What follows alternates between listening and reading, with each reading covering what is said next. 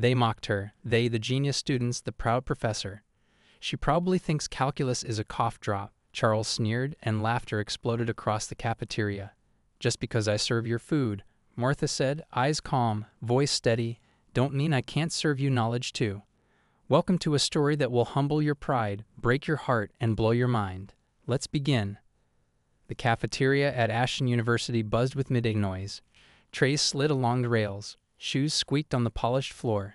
Students shuffled from station to station, half awake, half annoyed, scrolling through their phones between bites of microwaved meatloaf and overcooked broccoli. It was October 14th, 2019, a Monday coated in gray. The wind outside pushed dead leaves up against the brick walls. The sky looked like it hadn't smiled in days.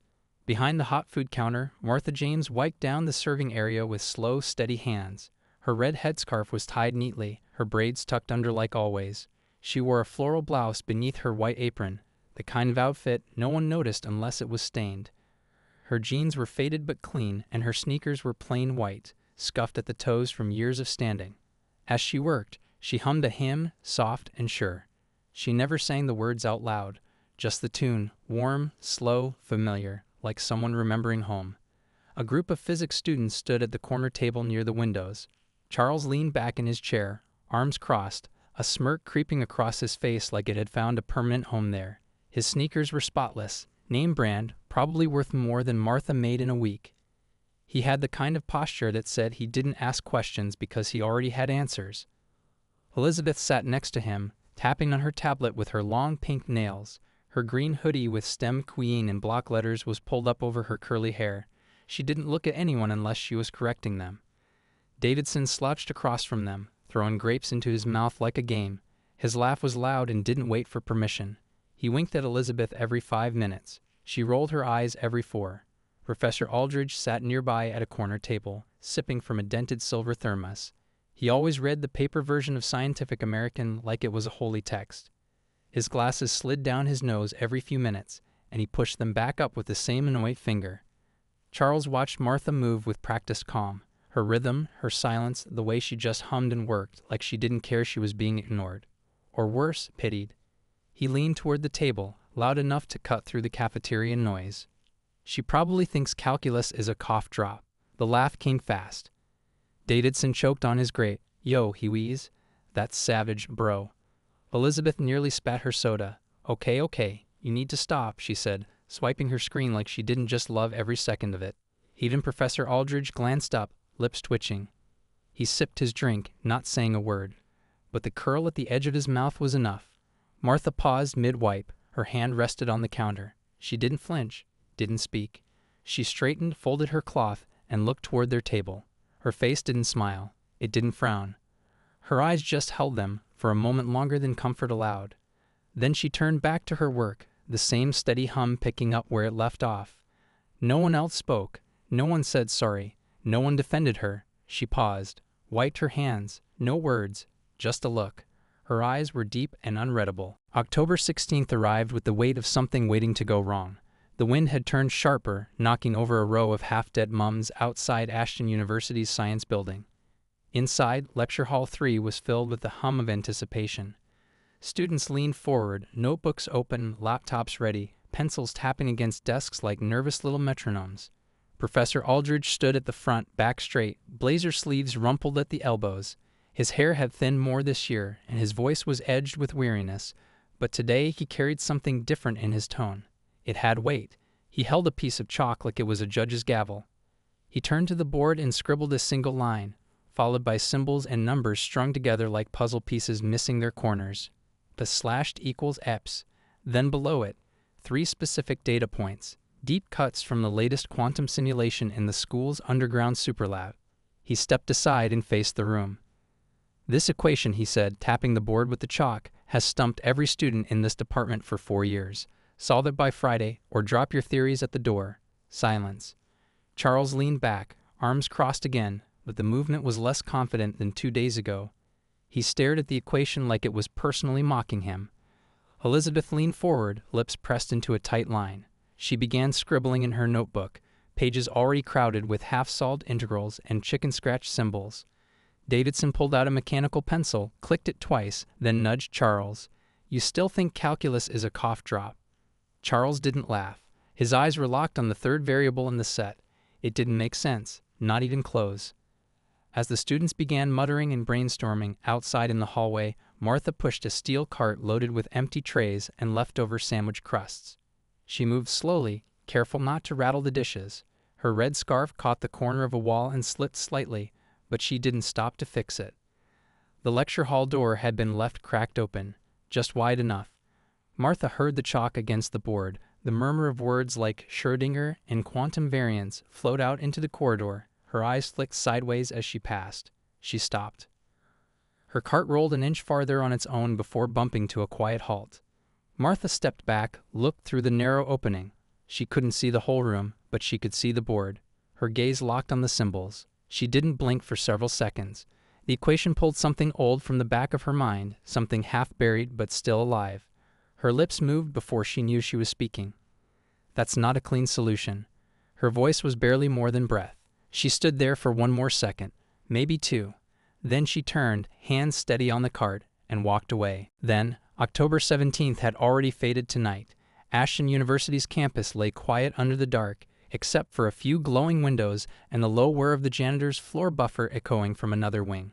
The science building stood still, deserted.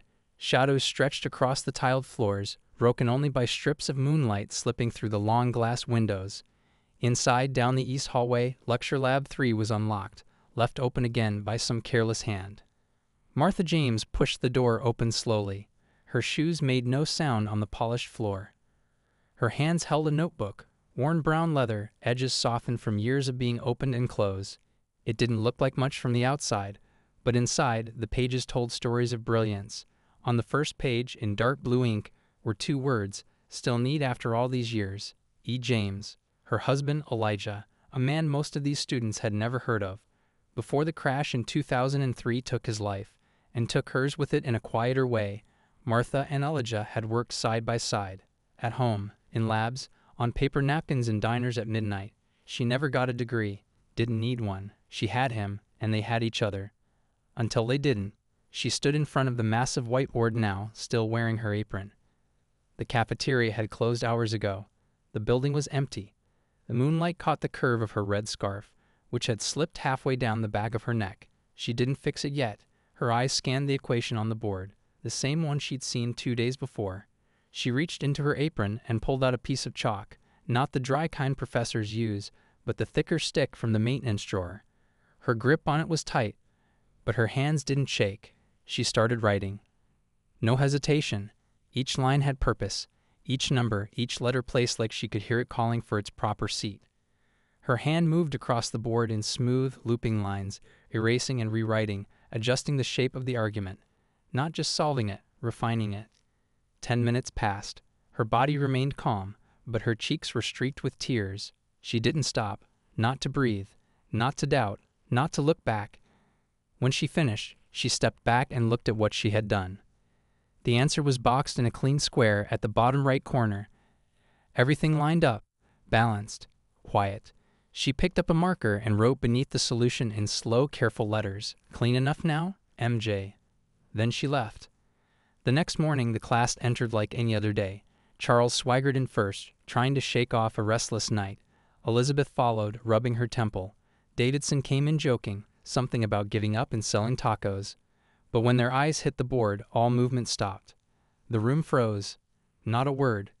Elizabeth dropped her pen. It clattered across the floor. Her face turned white. Charles didn't blink. His mouth slowly fell open. Davidson stepped forward, staring, then turned to Charles without speaking. Professor Aldridge walked in, still holding his morning coffee. He approached the board, leaned in, read it once, then again, slower. His eyes scanned every step. His coffee stayed untouched. He read the note last. His expression didn't shift, but he turned toward the hallway like he expected to see a ghost. And there she was. Martha walked past the open door with a clean tray balanced on her hip. No one laughed. Before I continue, make sure you like this video, subscribe for more real, emotional stories, and share it with someone who needs to hear this. Drop a comment below telling us where you're watching from. I want to see how far this story reaches. October 24th, 2019. The sky over Libertyville was clear for the first time in days. The wind was soft, and the trees stood still. At Ashton University, the assembly hall glowed from every window. Inside, the seats were full. Parents, professors, students, and a small row of local news crews with bulky cameras and bored interns sipping lukewarm coffee. The honors science ceremony was usually a quiet affair, long speeches, long applause, short attention spans. But this year, every seat had been taken before the doors even opened. Whispers had been circling all week.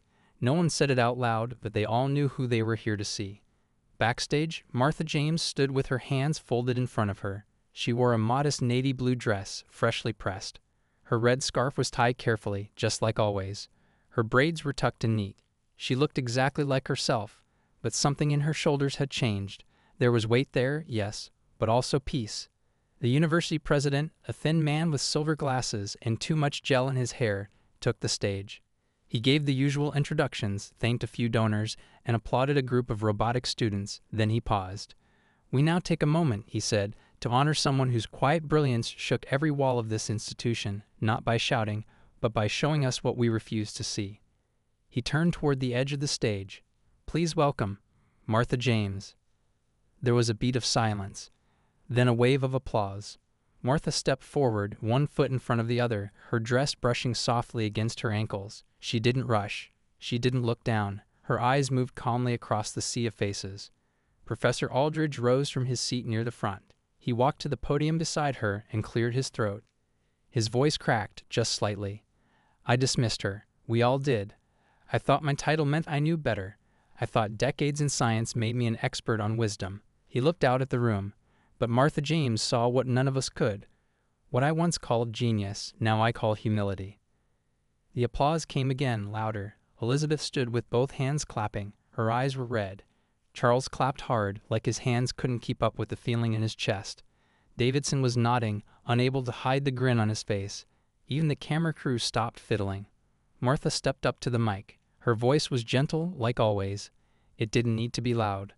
"Just because I serve your food," she paused, "let the silence hang. Don't mean I can't serve you knowledge too. Respect costs less than a tray of fries." And with that, she stepped back. The entire room stood. They didn't sit for a long time. Months later, a bronze plaque was mounted on the south wall of the science building, the Martha James Theoretical Physics Wing. And just outside the cafeteria, nailed above the glass doors in clean black lettering, read a sign that made students stop every time they passed it. "Wisdom wears many uniforms." If this story moved you, if it made you think twice about judging someone by their job or their uniform, then don't keep it to yourself. Like, subscribe, and share this with someone who needs a reminder that wisdom wears many faces. And before you go, drop a comment and let me know where you're watching from. Your support keeps these stories alive. Thank you for being here. Ask ChatGPT.